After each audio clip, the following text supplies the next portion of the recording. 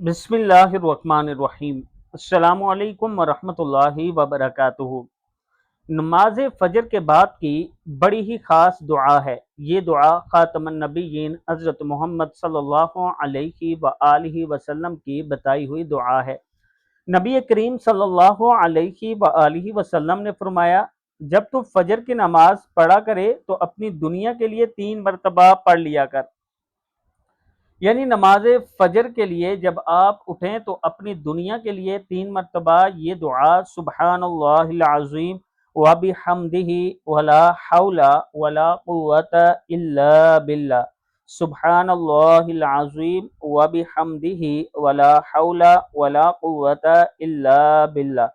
अल्लाह ताला तुझे 4 बीमारियों से निजात में रखेगा। 4 बीमारियों से अल्लाह पाक आपको निजात में रखेगा: पागलपन, कोढ़, अंधापन और फालिज।